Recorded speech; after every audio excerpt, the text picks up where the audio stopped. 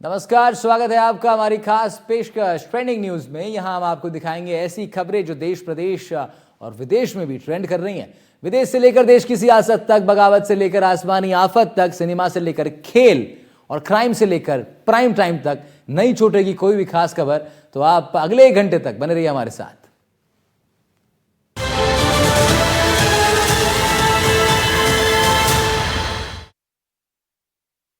चीन के एक शहर में ऐसा तूफान आया जो अपने साथ सब कुछ उड़ा कर ले गया। एक वेयर हाउस में रखा सामान ऐसे उड़ा मानो आसमान में परिंदे उड़ रहे हो।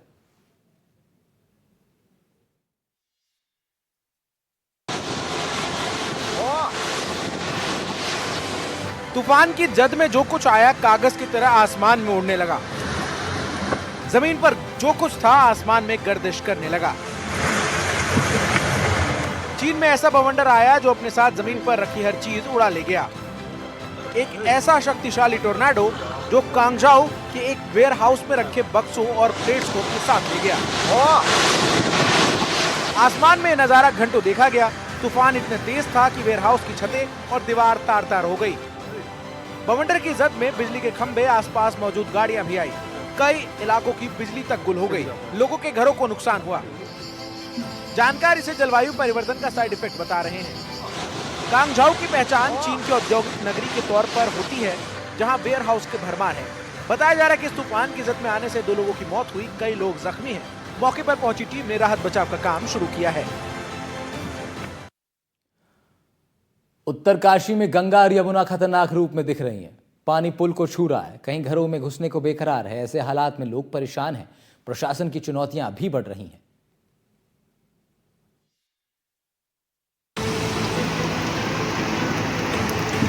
शयना चट्टी में यमुना नदी पर बने इस पुल को देखिए। ऐसा लगता है कि बाढ़ का पानी बहुत जल्द इसे अपनी जद में ले लेगा। अब जरा इन तस्वीरों को देखिए। ऊपर पुल है और नीचे नदी का उफान खतरनाक तरीके से बढ़ रहा है। दोनों नदियां गदर ढा रही हैं। निचले इलाकों के इस मकान को देखिए। पहली मंजिल पानी में डूब चुकी है। निचले इलाकों में दूसरी जगहों पर भी ऐसे ही हालात हैं। रात भर यमुना नदी के किनारे रहने वाले लोग दहशत में रह रहे हैं। इस सड़क का हाल देखिए। रास्ता कीचड़ से ढक चुका है। आवाजाही हो रही है लेकिन बहुत संभल के। ये यमुनोत्री नेशनल हाईवे पर बनास गांव के पास का नजारा है। करीब 25 मीटर सड़क धंस गई है। उत्तरकाशी की ये 6 तस्वीरें बताने को काफी है कि लोग किन हालात से जूझ रहे हैं। उस पर बादलों का बरसना रुक नहीं रहा। साफ इशारा है कि मौसम से जुड़ी चुनौतियां आने वाले समय में और बढ़ेगी।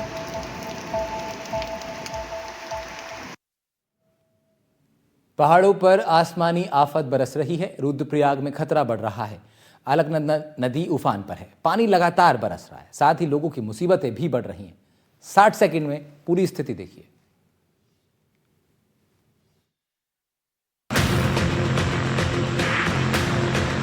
अलकनंदा लबालब दिख रही है। इन्हीं मकानों को देखिए। ऐसा लग रहा है कि नदी का पानी घरों में कभी भी दाखिल हो सकता है। जरा पानी के बहाव पर नजर तो डालिए। डर सा लगता है जैसे अलकनंदा सब कुछ बहा ले जाने पर आमादा हो। बात यही नहीं खत्म होती। मुसीबत शुरू हो गई है। निचले रिहायशी इलाकों में पानी घुस चुका है। लोगों के घर डूब गए हैं। पानी का स्तर बहुत तेजी से बढ़ने लगा। जितना सामान निकाला क्योंकि डर भी लग रहा थोड़ा बहुत। छोटे बच्चे भी अपने साथ। सारा सामान कहाँ निकाल पाते हैं। हर साल का ये नियम है। इधर नुकसान हुआ आपको? लगभग 50-60 हजार का तो हर साल का एक छोटा मोटा मान कर चल लो।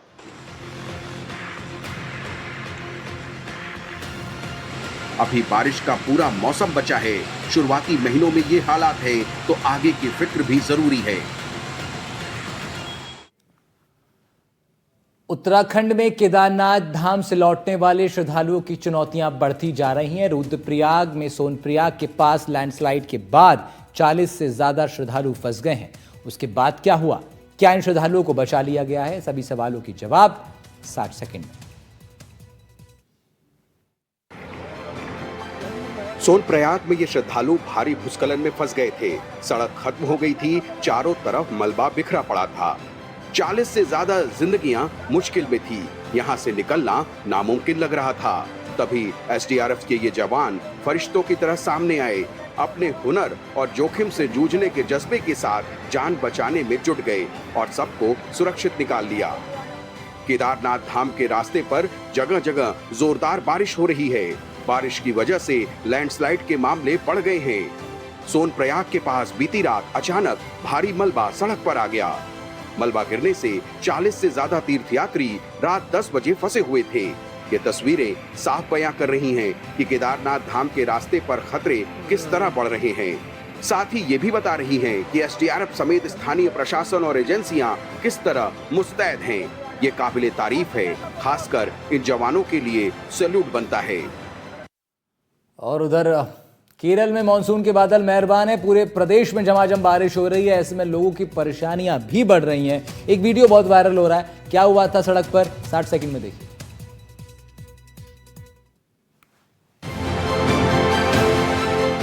मौसम की चुनौतियों से बेपरवाह ये पुलिसकर्मी अपनी ड्यूटी पर मुस्तैद था। कदम आगे बढ़े लेकिन पानी में छुपे गड्ढे ने खेल बिगाड़ दिया। पानी की परेशानी सबके लिए है। सड़क के गड्ढे हर किसी के लिए मुसीबत का सबब है, ये अंजाम तो होना ही था। समाज में ख्याल करने वाले लोग भी हैं, मुश्किल में अनजान भी मदद को आगे बढ़ते हैं। पास खड़े एक व्यक्ति ने पुलिस वाले की मदद की। एक शेर है कि किसी की जान जाती है, किसी का दिल बहलता है। तस्वीरें वायरल हैं, लोग आदतन चटखारे ले रहे हैं। बात हंसने और हंसाने की नहीं है, मसला गंभीर है। सवाल उन पर है जिन पर इन सड़कों को दुरुस्त रखने की जिम्मेदारी है। ऐसे हालात सिर्फ केरल के नहीं, देश के कई हिस्सों से ऐसी तस्वीरें आ रही हैं जो विकास का नगाड़ा पीटने वालों पर सवाल खड़े करती हैं।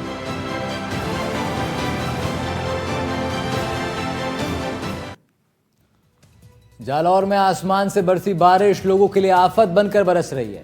यहाँ मंदिर परिसर में कैसे झरने में मंदिर परिसर तब्दील हो गया, कैसे एक कार नदी के तेज बहाव में फंस गई, रिपोर्ट देखिए।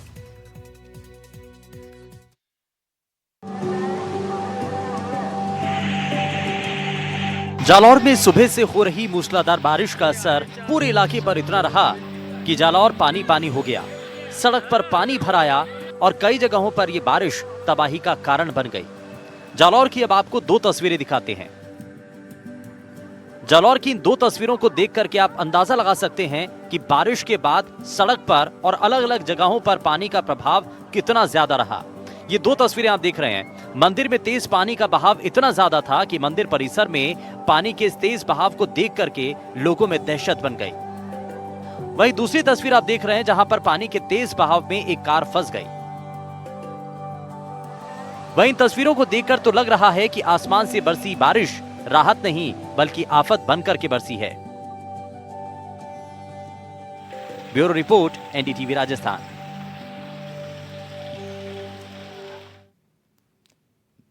मध्य प्रदेश के कई जिलों में बारिश का हाहाकार है। जबलपुर में सड़क पर इतना पानी कि ई रिक्शा ड्राइवर सवारी को लेकर गड्ढे में गिर गया।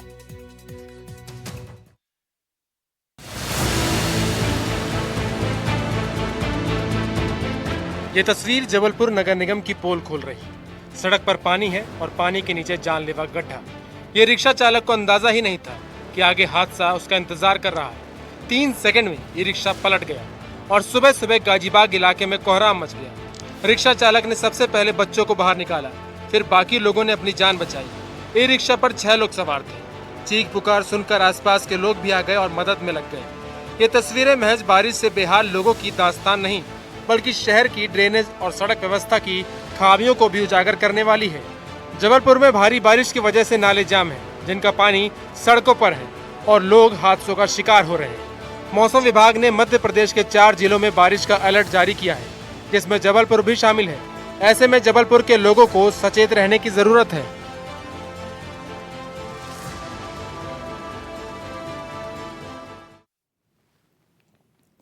और उधर चिलचिलाती गर्मी के लिए मशहूर राजस्थान में कुदरत मेहरबान है, लेकिन लगातार हो रही बारिश ने सिस्टम की पोल खोलकर रख दी।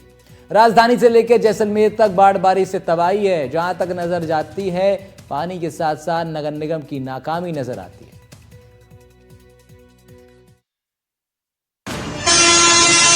ये जयपुर की गलियां, सड़कें, बस्ती और मोहल्ले हैं। पूरा शहर पानी पानी है। सड़कों पर सैलाब है, हर तरफ जल जमाव है। ये तस्वीर इस बात की तस्दीक दे रही है कि नगर निगम ने बरसात आने से पहले कितनी तैयारी की थी। जयपुर में पिछले 10 सालों में जून जुलाई के महीने में सबसे अधिक बारिश रिकॉर्ड की गई है। भारी बारिश की वजह से जयपुर के निचले इलाकों में जल भराव है, सड़कें जलमग्न है। जल महल और सीकर रोड पर तो बाढ़ जैसे हालात हैं। जैसलमेर में बारिश की वजह से छोटी नदियां उफान पर हैं, जिसकी वजह से कई इलाकों में ग्रामीण क्षेत्र से सड़क संपर्क टूट चुका है। मौसम विभाग ने अगले 2 दिनों तक राजस्थान के कुछ इलाकों में बारिश का अलर्ट जारी किया है।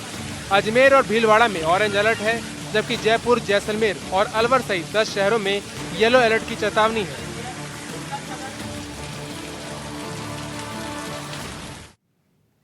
राज्य में इन दिनों जोरदार बारिश का दौर लगातार जारी है। भारी बारिश के बाद कई इलाके जलमग्न हो गए। कुछ तस्वीरें सामने आई हैं जिसमें शहरों में जिंदगी थमसी गई दिखाई देती है।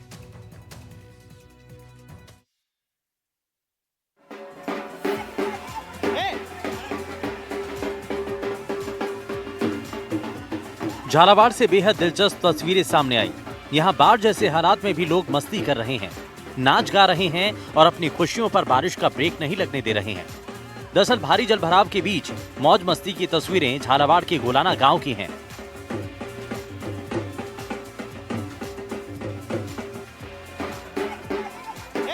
जहां एक युवक की शादी थी, लेकिन भारी बारिश के बाद सड़कों पर जलभराव हो गया। जब पानी कम नहीं हुआ तो घर की महिलाओं ने भरे पानी में माता पूजन के लिए बाहर निकलने का फैसला किया और फिर जमकर मस्ती की। घुटनों तक पानी में डूबकर डांस का वीडियो सोशल मीडिया पर जमकर वायरल हो रहा है। लोग भी कह रहे हैं, भाई शादी हो तो ऐसी।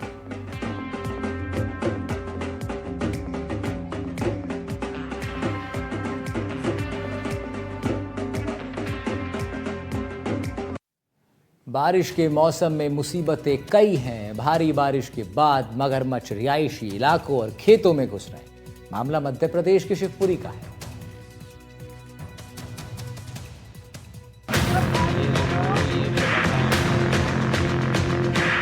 तस्वीरें मध्य प्रदेश के शिवपुरी से हैं, जहां भारी बारिश के बाद नहर से खेतों में घुसे इस मगरमच्छ ने किसानों में दहशत पैदा कर दी। 6 फुट लंबे मगरमच्छ को पकड़ने की कोशिश हो रही है। वन विभाग का अमला मगरमच्छ को रेस्क्यू कर खतरे को दूर करने में जी जान से जुटा है। शिवपुरी में हो रही लगातार मूसलाधार बारिश के बाद ये मगरमच्छ न सिर्फ खेत में पहुंचा, बल्कि एक सियार को भी इसने अपना शिकार बना लिया। खेत में मगरमच्छ को देख किसान इसकी सूचना वन विभाग को देने के लिए पहुंचे और मौके पर पहुंची वन विभाग की टीम मगरमच्छ को पकड़ने में जुट गई। जरा सी गलती जानलेवा हो सकती थी, इन्हें ये बात बखूबी पता है, इसलिए वन विभाग की टीम एक एक कदम संभाल कर रख रही थी। आखिरकार 3 घंटे की कड़ी मशक्कत के बाद मगरमच्छ पर काबू पाया गया और फिर उसे सिंध नदी में छोड़ दिया गया। झारखंड के साहिबगंज में 2 मालगाड़ी के बीच टक्कर हो गई और ट्रेन के कई डिब्बे हवा में उड़ गए। हादसे में कई लोग जख्मी हुए। माना जा रहा है सिग्नल की खराबी की वजह से हादसा हुआ है। क्या हुआ है, 60 सेकंड में रिपोर्ट देखिए। साहिबगंज के एनटीपीसी फाटक पर 2 मालगाड़ियों में इतनी जोरदार टक्कर थी कि मालगाड़ी के कई डिब्बे हवा में उछले। हादसा बरहरवा स्टेशन के पास हुआ, जिसके बाद कई डिब्बे आपस में टकरा गए और मालगाड़ी में रखा पत्थर ट्रैक पर बिखर गया। बताया जा रहा है कि टक्कर के बाद मालगाड़ी के इंजन में आग लग गई, जिसे काबू पा लिया गया। हादसे में सीआईएसएफ के 4 जवान और एक रेल कर्मी घायल हुए, जिन्हें बरहेट के सामुदायिक स्वास्थ्य केंद्र में भर्ती कराया गया, जहां 2 की हालत गंभीर बताई गई।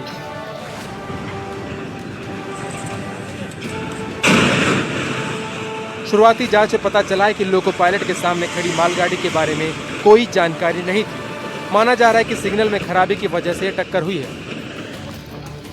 एनटीपीसी और रेल प्रशासन ने अभी तक हादसे का ठोस कारण नहीं बताया है, जिसकी जांच चल रही है। मौके पर पहुंची राहत बचाव की टीम ट्रैक को दुरुस्त करने में लगी है। चित्तौड़गढ़ में सावरिया सेठ मंदिर का दान पात्र खोला गया है, जिसके बाद धन वर्षा हो रही है। मंदिर के दान पात्र से अब तक 29 करोड़ से ज्यादा का चढ़ावा निकल चुका है। गिनती अभी भी जारी है। अनुमान लगाया जा रहा है इस बार चढ़ावे का रिकॉर्ड फिर टूटेगा।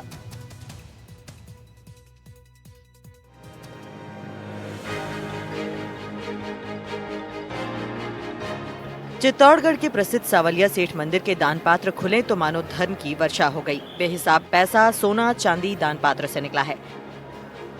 इस बार फिर चढ़ावे का रिकॉर्ड टूट गया है। मई में जहां 26 करोड़ का चढ़ावा आया था, वहीं इस बार अब तक 5वें चरण की गिनती में 29 करोड़ से ज्यादा का चढ़ावा निकल चुका है। मंदिर के दान पात्र की 5वें चरण की गिनती में 1,71,100 रुपए की राशि सामने आई है। वहीं छठे चरण की गिनती अभी जारी है, इसलिए चढ़ावे की ये राशि पिछले सभी रिकॉर्ड तोड़ सकती है।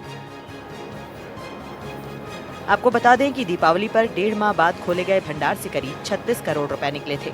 चढ़ावे में 1 किलो सोना, 141 किलो चांदी निकली और 15 देशों की विदेशी करेंसी भी निकली, जो करीब 4.5 लाख बताई जा रही है। मंदिर में हर महीने 1.5 से 2 करोड़ के चढ़ावे की बढ़ोतरी हो रही है। उत्तर प्रदेश के लखनऊ में 15 हिंदुओं की घर वापसी हो गई है। इसके लिए एक मंदिर में कार्यक्रम रखा गया। पूरे रीति रिवाज के साथ शुद्धिकरण हुआ। हिंदू संगठनों से जुड़े लोगों ने वहां पर तमाम व्यवस्थाएं की। आरोप था कि इन्हीं लोगों को पहले पैसा का लालच देकर हिंदू से कुछ और बना दिया गया। लखनऊ के शनिदेव मंदिर में मंत्रोच्चार हो रहा है। उन लोगों की घर वापसी हो रही है जिनका धर्म लालच देकर बदल दिया गया था। मंदिर में मौजूद इन 15 हिंदुओं का शुद्धिकरण कराया गया, फिर हिंदू रीति रिवाज से उनकी घर वापसी कराई गई। इनके धर्म की रक्षा विश्व हिंदू रक्षा परिषद ने की है। इनको भगवा गमछा ओढ़ाया गया और जय श्री राम के नारे लगाए गए। आरोप है कि इनमें से कई महिलाओं का निकाह भी करवाया गया था। संगठन ने दावा किया है कि पैसों का लालच देकर धर्म परिवर्तन कराने का काम बलरामपुर के झांगुर बाबा करते थे। धर्मांतरण के शिकार हुए हिंदुओं की आज घर वापसी, जिसमें मांडवी शर्मा, जैनब, सोनू रानी जो कर्नाटक से हैं, सहारनपुर से मालती शर्मा, रीना मुरादाबाद, पल्लवी, हरजीत कश्यप, संजीत गौर, रामदेव मौर्य, ऐसे 15 लोगों की आज वापसी हुई है। संगठन ने यह भी आरोप लगाया है कि धर्म परिवर्तन के लिए विदेश से फंडिंग होती है। हालांकि इस मामले में दूसरे पक्ष का कोई बयान नहीं आया है। अगर आप पैसे निकालने के लिए एटीएम का इस्तेमाल करते हैं तो सावधानी से करिए, वरना आप भी ठगी के शिकार हो सकते हैं। ऐसे ही एक मामला उत्तराखंड के रुड़की से सामने आया है। 2 शातिर ठगों ने एटीएम में चिप लगाकर लोगों को लाखों का चूना लगा दिया। सीसीटीवी और पुलिस की सतर्कता कि इन ठगों को सलाखों के पीछे पहुंचा दिया। चौंकाने वाली ये तस्वीरें रुड़की के मैंगलोर इलाके में लगी एक एटीएम मशीन की है। सीसीटीवी वीडियो में साफ दिख रहा है कि एक शातिर ठग बड़े आराम से एक एटीएम मशीन में घुसता है और मशीन के डिस्पेंसर में चिप लगा रहा है। एक शातिर ठग ग्राहकों के पैसे ठगने के लिए मशीन में चिप लगा रहा है, तो दूसरा एटीएम के बाहर खड़ा निगरानी कर रहा है। इन ठगों ने इस एटीएम को शायद अपनी तिजोरी समझ लिया, लेकिन वहां लगे सीसीटीवी और पुलिस ने इन्हें हवालात की हवा खिला दी। दरअसल एक महिला ने पुलिस से शिकायत दर्ज कराई कि एटीएम से पैसे नहीं निकल रहे और मशीन पैसा विड्रॉल दिखा रही है। जिसके बाद पुलिस ने एटीएम में लगे सीसीटीवी की जांच की तो मशीन के डिस्पेंसर में चिप लगाता एक संदिग्ध दिखाई दिया। जिसके बाद पुलिस ने सीसीटीवी के जरिए संदिग्ध और उसके साथी की पहचान की और दोनों को गिरफ्तार कर लिया। पुलिस ने आरोपियों के पास से 10,000 रुपए और ठगी में इस्तेमाल होने वाली चिप बरामद की। पुलिस के मुताबिक ये दोनों कई एटीएम में ऐसे ही ठगी की वारदात को अंजाम दे चुके हैं। फिलहाल पुलिस इनके आपराधिक रिकॉर्ड की जांच कर रही है। धौलपुर के गांव में बच्चे जिंदगी दांव पर लगाकर पढ़ने के लिए जाने को है मजबूर। गांव से निकलकर पार्वती नदी पर उसको पार करते हैं। क्यों पार करते हैं? क्योंकि आज तक पुल ही नहीं बना। ग्रामीण नदी को ट्यूब और खाट के सहारे पार कर रहे हैं। रिपोर्ट देखिए। लखनऊ के शनिदेव मंदिर में मंत्रोच्चार। चौंकाने वाली ये तस्वीरें रुड़की के मैंगलोर इलाके में लगी है। धौलपुर के सैपाऊ उपखंड से तस्वीरें बेहद चौंकाने वाली हैं। यहाँ पार्वती नदी पर पुल न होने से बच्चे और ग्रामीण ट्यूब और चारपाई का सहारा ले रहे हैं। नदी पार करने के लिए ग्रामीणों ने ट्यूब पर एक चारपाई बांधी हुई है। नदी के दोनों छोर पर एक रस्सी बांधी गई है, जिसे पकड़कर खाट पर बैठकर ग्रामीण और बच्चे नदी पार कर रहे हैं। नदी पार करने के लिए अपनी बारी का इंतजार करना होता है। 1 या 2 लोग ही एक बार में ट्यूब के सहारे नदी पार कर पाते हैं। नदी से सबसे ज्यादा परेशानी है यहाँ पर। ये नदी में बच्चे खड़ने निकलते हैं इधर उधर से, उनके लिए परेशानी, कभी हादसा भी हो जाता है। बच्चे कहाँ जाते हैं निकल कर? तसीमो जाते हैं पढ़ने के लिए स्कूल में। और कितने बच्चे जाते होंगे? बच्चे करीब यहाँ से आरी गांव से भी जाते हैं, इस इनपुराओं से भी जाते हैं। करीब बच्चे 100-200 बच्चे जाते हैं यहाँ से। यही नहीं, बीमार मरीजों को अस्पताल ले जाना हो या घर गृहस्थी का सामान खरीदने बाजार जाना हो, ग्रामीणों के पास कोई और जरिया नहीं है। ट्यूब का ही सहारा है और मजबूरी है। उन्हें इसी खटोले पर निर्भर रहना पड़ता है। आपको बता दें कि तसीम कुछ लोग पवित्र जगहों पर भी जूतों पैजार से बाज नहीं आते। पुलिस और कानून को तो छोड़िए, भगवान का भी खौफ नहीं रहता। उत्तराखंड के पवित्र तीर्थ स्थल बद्रीनाथ जी धाम से ऐसी चौंकाने वाली तस्वीरें आई हैं। मंदिर के गेट पर श्रद्धालु आपस में भिड़ गए।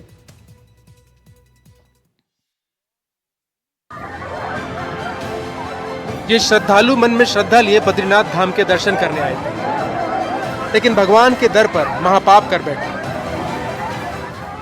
इन्होंने पवित्र बद्रीनाथ धाम को ही जंग का मैदान बना डाला। तस्वीरें देखिए, कैसे बद्रीनाथ मंदिर के गेट पर दो पक्षों के बीच जमकर मारपीट हो रही है। दोनों पक्षों के लोगों ने एक दूसरे का कॉलर पकड़ा और फिर लात घूंसे बरसाने लगे। भगवान के दर पर दोनों पक्षों में ये मारपीट क्यों हुई, ये भी आपको बताते हैं। दरअसल बद्रीनाथ मंदिर के गेट पर दोनों पक्ष फोटोशूट कराना चाहते थे और पहले फोटो खिंचवाने को लेकर दोनों पक्षों में शुरू हुई बहस ने हिंसक रूप ले लिया और देखते ही देखते मारपीट होने लगी और दोनों पक्षों ने एक दूसरे पर लात घूंसों की बारिश शुरू कर दी। मंदिर के गेट पर काफी देर तक हुई इस मारपीट का किसी श्रद्धालु ने वीडियो बना लिया और सोशल मीडिया पर वायरल कर दिया। दोनों पक्षों में मारपीट का वीडियो वायरल होने के बाद पुलिस ने मामले का संज्ञान लिया और अपनी जांच शुरू कर दी। महाराष्ट्र के मुंबई में भाषा के नाम पर जिस दुकानदार को पीटा गया था, अब इस मामले में सड़कों पर गुस्सा दिखने लगा है। मीरा भाई अंदर में आज कारोबारियों ने विरोध प्रदर्शन किया। एमएनएस कार्यकर्ताओं पर एक्शन लेने की मांग है। ये गुस्सा उस भाषाई असहिष्णुता के खिलाफ है जिसकी एक बदसूरत तस्वीर मुंबई में देखने को मिली थी। मीरा रोड में एक दुकानदार को इसलिए पीट दिया गया क्योंकि उसे मराठी नहीं आती थी। आरोप एमएनएस के कार्यकर्ताओं पर है और अब इसके खिलाफ व्यापारी सड़कों पर उतरे। विरोध प्रदर्शन में आज मारवाड़ी समुदाय सहित कई व्यापारिक संगठनों ने हिस्सा लिया और व्यापारियों की सुरक्षा की मांग की। व्यापारियों ने अल्टीमेटम दिया कि अगर आरोपियों के खिलाफ एक्शन नहीं लिया गया तो आंदोलन तेज किया जाएगा। इस बीच आज घटना के 7 आरोपियों से पूछताछ की जा रही है। पुलिस ने भरोसा दिया है कि आरोपियों के खिलाफ सख्त कार्रवाई की जाएगी। अभी जैसे पुलिस स्टेशन को कंप्लेंट प्राप्त हुई है, तुरंत एफआईआर हमने रजिस्टर कर ली गई है। 7 लोग जो है उनको आइडेंटिफाई कर लिया गया है। 3 लोगों को नोटिस दिया गया है। अभी कानून में ये प्रावधान है कि 2 साल से ज़्यादा सज़ा नहीं, उसमें 7 साल से अगर कम सज़ा रहे तो उसमें अरेस्ट नहीं कर सकते। तो हमने नोटिस सबको सर्व किया गया है और सब पे प्रिवेंटिव एक्शन भी हम ले रहे हैं। और इस मुद्दे पर सरकार के मंत्री से लेकर बीजेपी और एनसीपी के नेता भी सख्त एक्शन लेने की मांग कर रहे हैं। हालांकि एमएनएस नेता अभी भी आरोपियों का बचाव कर रहे हैं। कौन क्या कह रहा है, सुनिए जरा।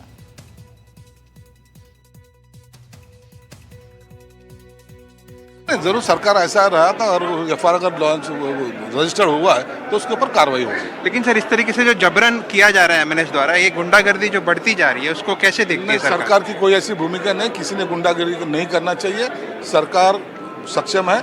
आप सरकार पुलिस के पास रिपोर्ट करो, पुलिस के ऊपर कार्रवाई करें। देखो, भाषा कौन सी इस्तेमाल करने की, इसका अगर कोई हिंदी भाषिक है या कोई अन्य भाषा बोलने वाला आदमी है और उसको मराठी भाषा नहीं आती, ये कम से कम अपेक्षित है कि मराठी महाराष्ट्र में रहते तो मराठी बोलना आवश्यक ठीक रहेगा।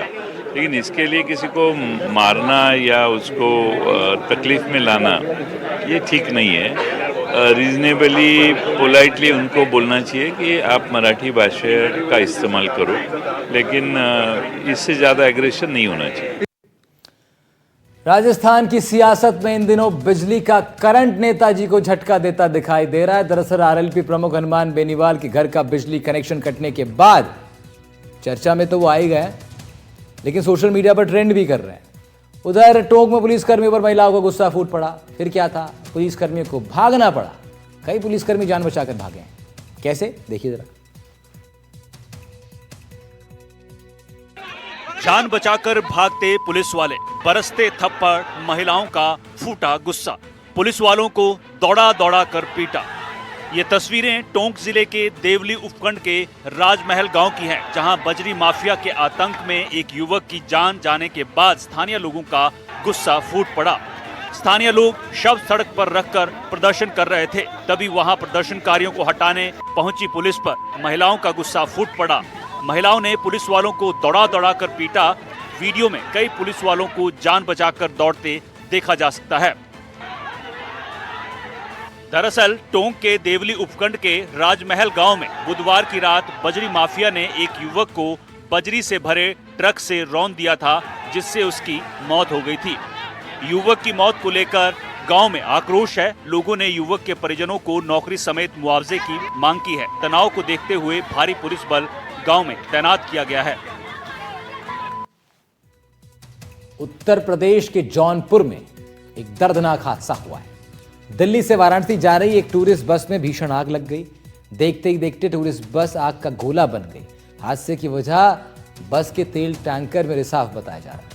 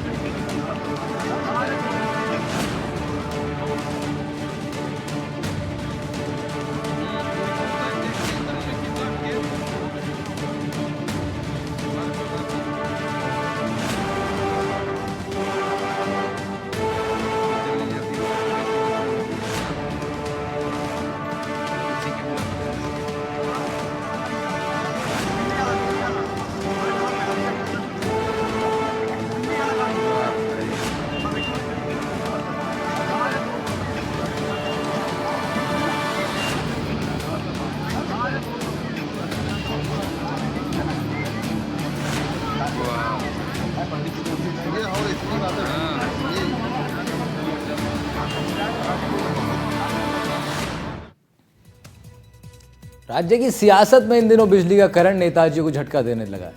आरएलपी प्रमुख हनुमान बेनीवाल के घर का बिजली का कनेक्शन कट गया और सोशल मीडिया पर भी अब वो ट्रेंड कर रहा है। इन दिनों राजस्थान की राजनीति में करंट इतना है कि एक नेताजी के तो घर की बिजली सप्लाई ही काट दी गई।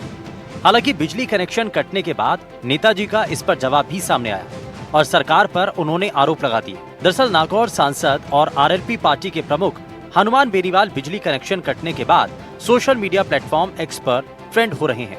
इस तस्वीर के जरिए दिखाई देता है कि सोशल मीडिया एक्स पर हनुमान बेनीवाल काफी ट्रेंड हो रहे हैं और टॉप ट्रेंडिंग में हनुमान बेनीवाल का नाम शामिल है। वहीं सोशल मीडिया प्लेटफॉर्म एक्स पर हनुमान बेनीवाल काफी ट्रेंड हुए। दरअसल इसमें बिजली चोरी के आरोप में हनुमान बेनीवाल को लेकर खूब चर्चाएं हुई और खूब बवाल भी हुआ।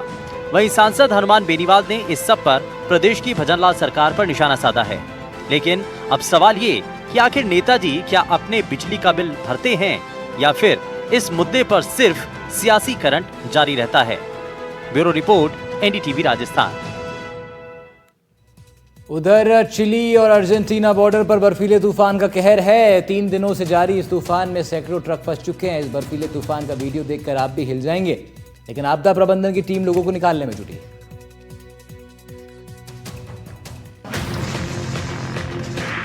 एक दो नहीं, बर्फीले तूफान की जद में हैं 180 ट्रक और साथ में कई कारें भी हैं। कुछ गाड़ियां आपको नजर आ रही होंगी, बाकी बर्फ के अंदर समा चुकी हैं। वीडियो चिली और अर्जेंटीना की सीमा के जामा पास की है, जहां 4000 मीटर की ऊंचाई पर बर्फीला तूफान आया और सभी गाड़ियां इसकी चपेट में आ गई। चिली में पिछले कुछ दिनों से लगातार बर्फबारी हो रही है और पारा -15 डिग्री सेल्सियस तक पहुंच गया है। बर्फ में फंसने वाले ज्यादातर ट्रक ड्राइवर पराग्वे के रहने वाले हैं, जो राहत और बचाव का इंतजार कर रहे हैं। आसमान से हो रही बर्फीली बारिश के बाद जामा पास बंद कर दिया गया है। चिली सरकार लोगों को बर्फ से निकालने की कोशिश कर रही है। अब तक 40 किलोमीटर का रास्ता साफ किया जा चुका है ताकि ट्रकों को निकाला जा सके।